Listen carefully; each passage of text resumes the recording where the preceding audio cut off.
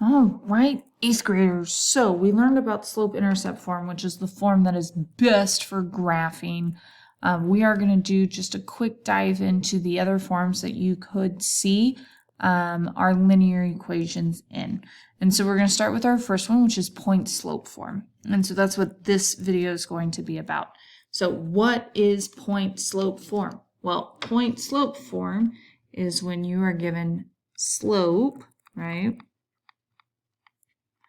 and a point, which we will refer to as x1, y1. And so then the point slope form is y minus y1 equals m times x minus x1. Now, this y and x never change. Whereas the y1, x1, that's our point, so our y coordinate, and our x coordinate. No, cancel. Ugh, fine. If you want to do that to me, silly computer. No. Coordinate, sorry that that's written so not my normal handwriting. And then m, as we know, is our slope. So the reason why it's called point slope form is you need a point and you need a slope. And like I said, this y and this x, they don't change, they stay. And we want to always think of this as a negative. I like to refer to it as opposite our x coordinate. So let's use it. How do we use point slope form?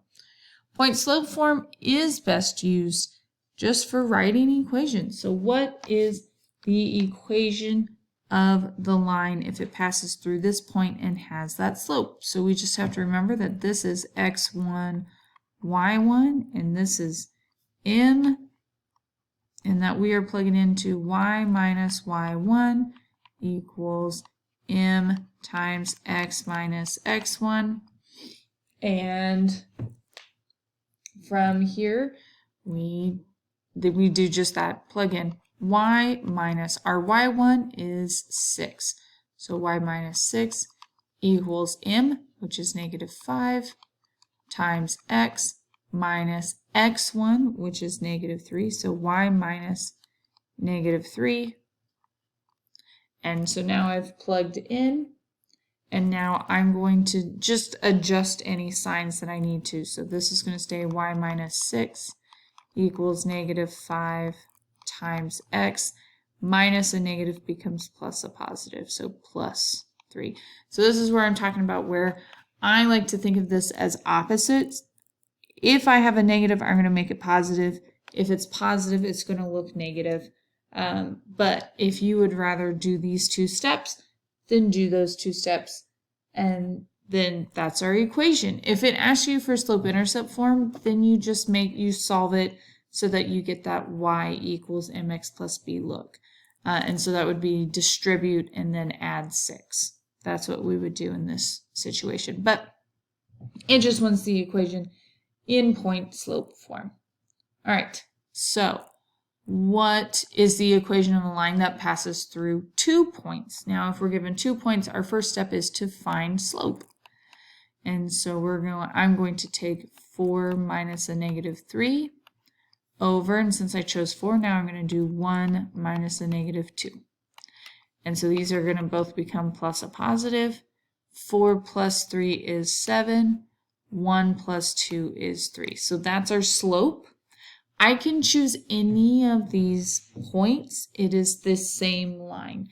So I'm going to actually go with the -2, -3. And so we're going to have y minus -3, because this is my x1, y1.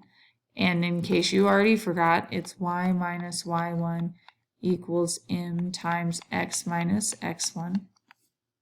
So I have y minus a -3 equals 7/3 times x minus a negative 2. And so now we're minus a negative becomes y plus 3 equals 7/3 times x plus 2. And from there, we just leave it. We're done. And that is our equation in point-slope form. And then lastly, what if we are asked to graph from point-slope form? Well, that's easy.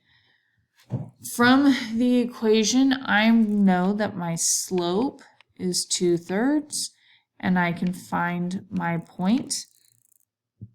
So here I have 2, and here I have 1. Now, do be careful with this one. The sign in front, remember our equation is y minus y1 equals m times x minus x1. And so, as I said, think of that as opposites. So if I read this as -1, then my y1 was actually a positive 1. And here's the -2, so the opposite of -2 is positive 2. I know that can be somewhat confusing. Just remember that in point-slope form, we're doing the opposite of the sign. So here we have 2, 1. That's what I'm going to start by graphing. 2, 1, there's my first point. And then I'm going to go a point in each direction. My slope is going to be up 2 and over 1, 2, 3. So there's my first point. And then I'm going to come back to 2, 1, and I'm going to go down 2, 1, 2, and left 1, 2, 3. And so there's 3 points. And then from there, we draw our line. And that's how we graph using point-slope form. So you graph the point and then graph the slope. And that is it. And that is it for examples using point slope. In the next one, we will talk about standard form.